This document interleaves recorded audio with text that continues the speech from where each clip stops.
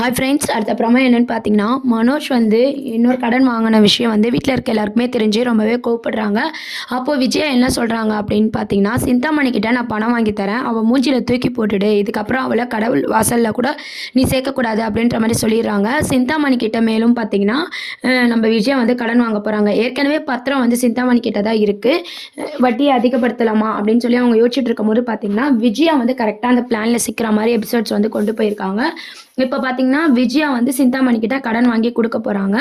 அத மனோஜ் வந்து ரோகிணி கிட்ட குடுத்துட்டு, இதுக்கப்புறம் கடன் பக்கமே நீ வரக்கூடாது. இந்த கடை முழுக்க முழுக்க என்னோடையது அப்படின்ற மாரி மனோஜ் சொல்லப் போறாங்க. அதுக்கு ஒரு புதிய டெக்னிக்கா வந்து நம்ம ரோகிணி வந்து ஃபாலோ பண்ணி, திருப்பியும் அந்த கடைக்குள்ள வர மாரி தான் காட்டப் போறாங்க. இப்போதைக்கு பார்த்தீங்கன்னா, சிந்தாமணி கிட்ட விஜயா வந்து நல்லா லாக் ஆற மாரியான சீன்ஸ் தான் கொண்டு வராங்க. கடன் வாங்கந்துட்டாங்க. இப்ப வீடு வந்து கைப்பற்றி போகுது. அப்போ பார்த்தீங்கன்னா, நம்ம ரோகிணி சப்போர்ட் பண்ண போறாங்களா?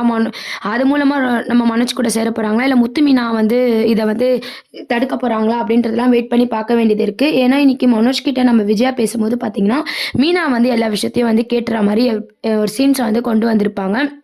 இது மூலமா பார்த்தீங்கன்னா, மீனாக்கு எல்லா உண்மையும் தெரிய வருது. ஸோ, அதனால பார்த்தீங்கன்னா, மீனாவும் முத்துவும் இத தடுப்பாங்களா? இல்ல அந்த கடனால அந்த வீடு வந்து பறிபோற சூழ்நிலையில வந்து இத மீட்டெடுப்பாங்களா? அப்படின்றதெல்லாம் வெயிட் பண்ணி பார்க்க வேண்டியது இருக்கு.